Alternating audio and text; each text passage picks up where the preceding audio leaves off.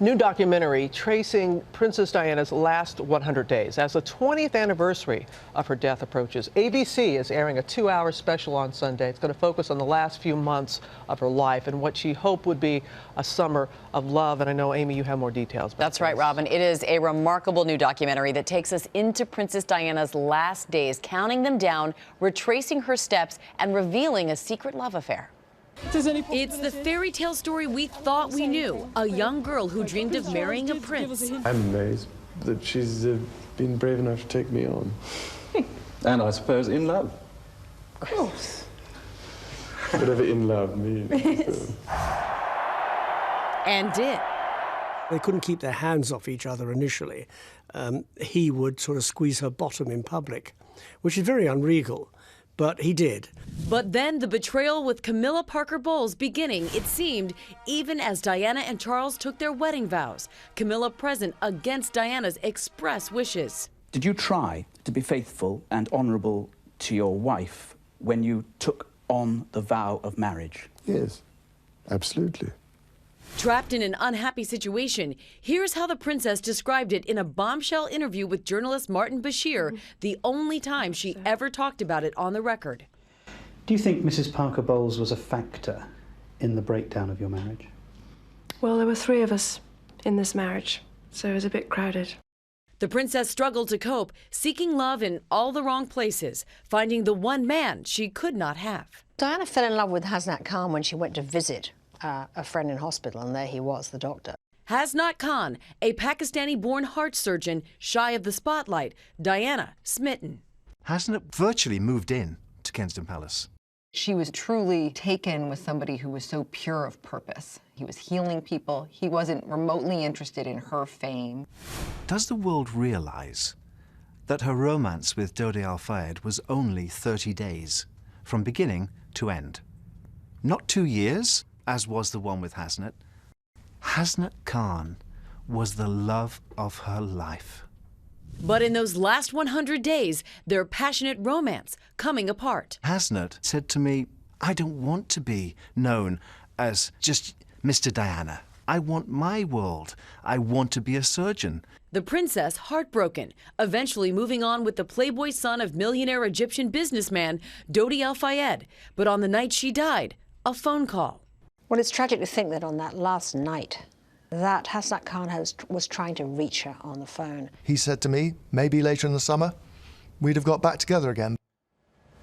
Now, of course, we know Diana never did get that fairy tale ending, her life ending instead with that car crash in a Paris tunnel, being chased by the paparazzi. Robin? All right, Amy, now the man behind that documentary, Martin Bashir, is here. It's always good to see you, It's Martin. lovely to see you, Robin. So it's focusing on the last 100 days and the man that she called Mr. Wonderful. What was so significant about that man in this time in her life?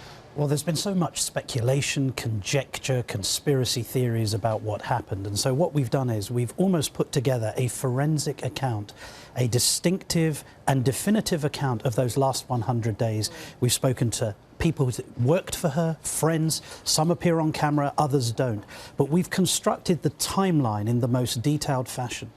And beneath that narrative is this emotional tension that she's feeling between these 2 men. She's pursuing one man that won't commit to her, and she's being pursued by another about whom she's conflicted.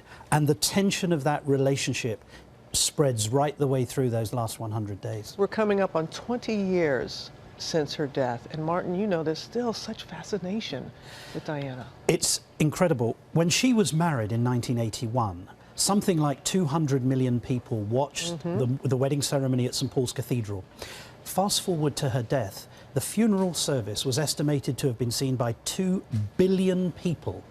She'd risen stratospherically, not just as an icon, but also as someone who combined 2 contradictory elements. On the one hand, she was this incredible insider. She was at the centre of the royal family. She was married to the heir to the throne, and she gave birth to the next in line.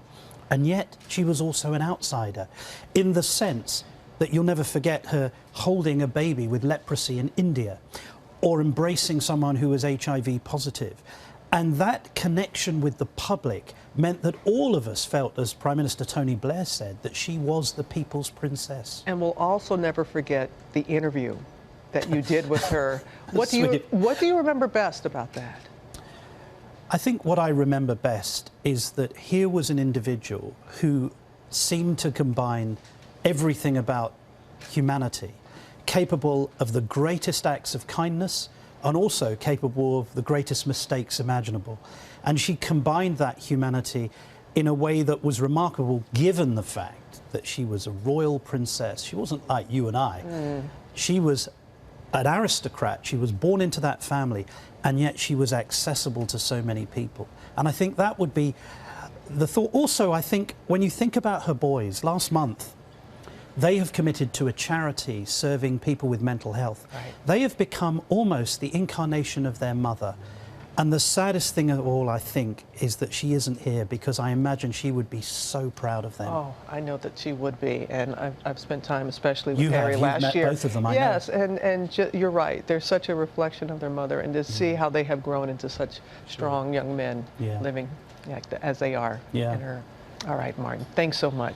Thank you. And I also wanted to say how glad I am that you're so well. My family and I have been rooting for you, and you've been in our prayers, so we're so glad. Thank you, thank you, thank you. I have felt the love from across the pond. Thank you. And you can see the last 100 days of Diana Sunday at 9 p.m. Eastern right here on ABC. Thank you again, Martin. Thank you.